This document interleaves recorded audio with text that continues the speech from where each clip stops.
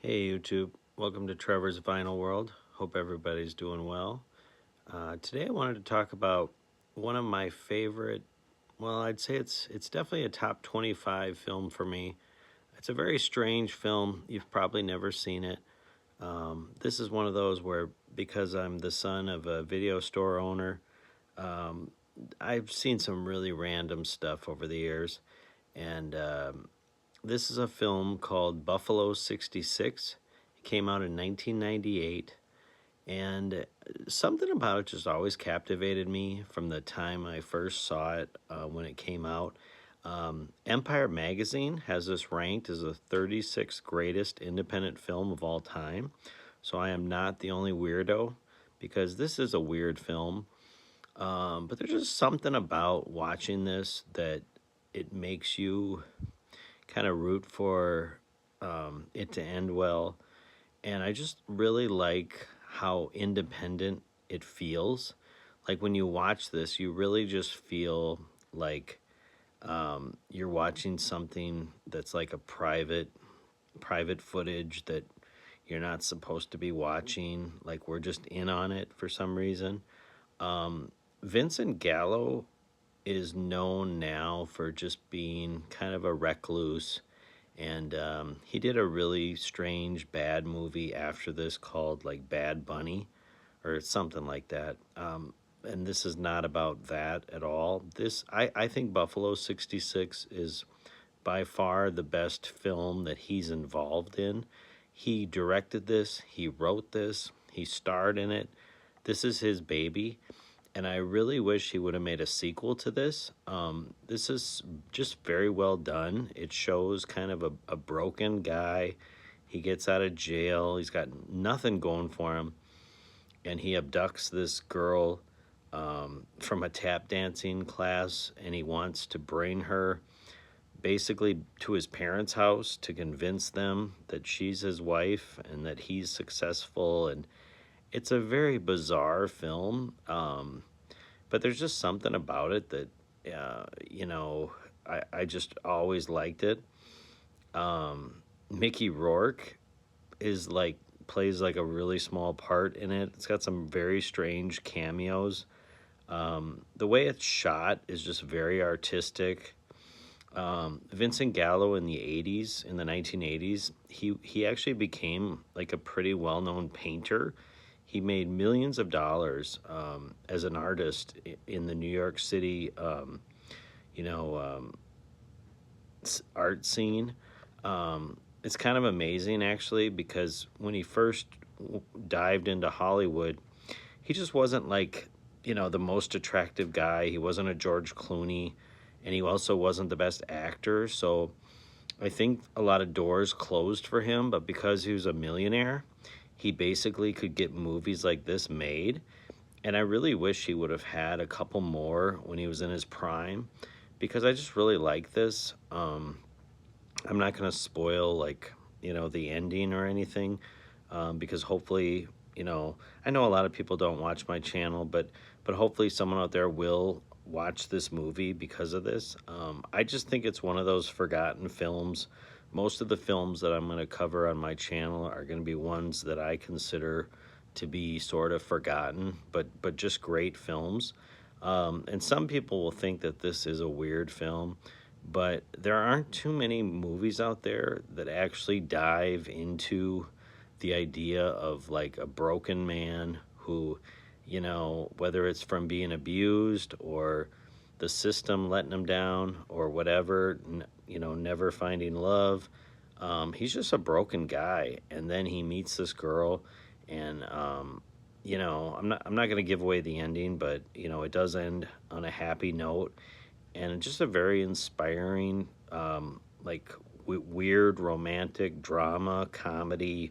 I mean, I don't even know what category I would put this in, but I just really liked it. I've always liked it.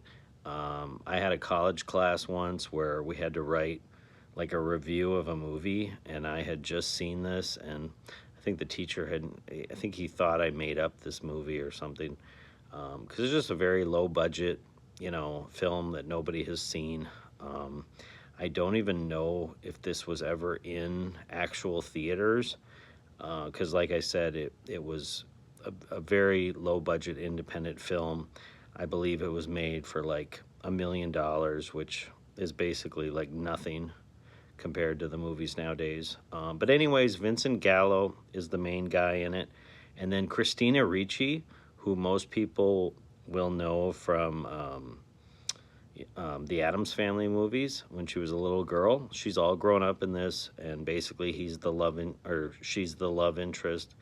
Um, and I know I'm repeating myself, but I just really like this movie.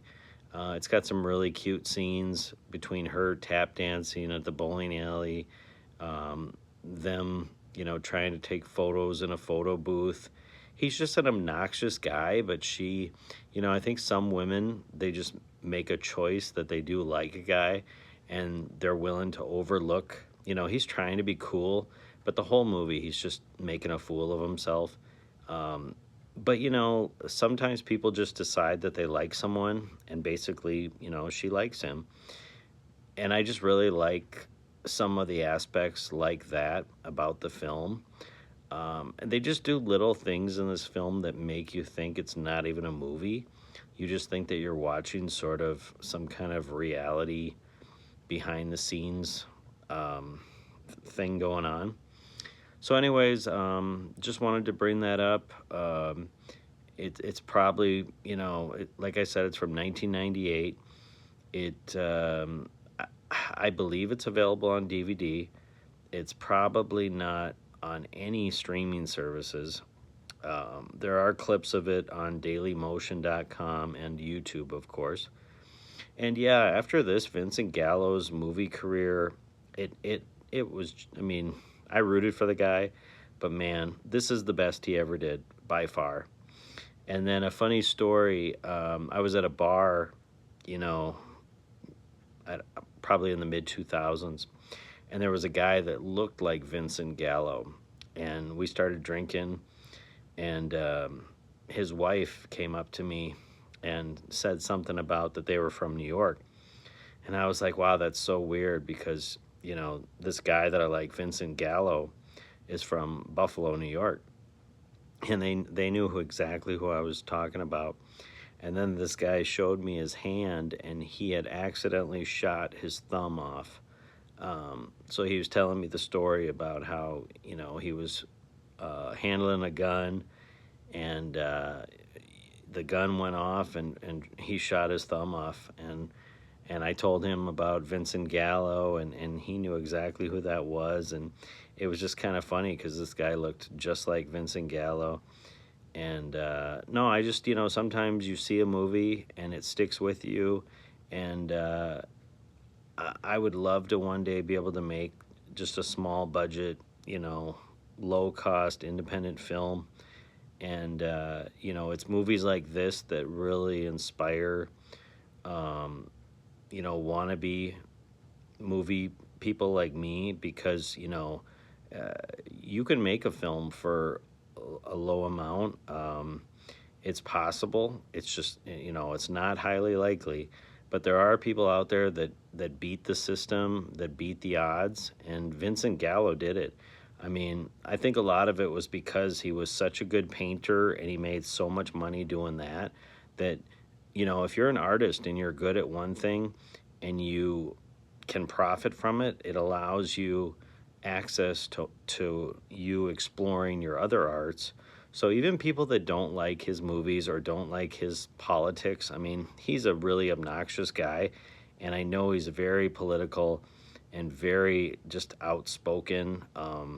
But I, for whatever reason, I just look past all that, and I really like this movie.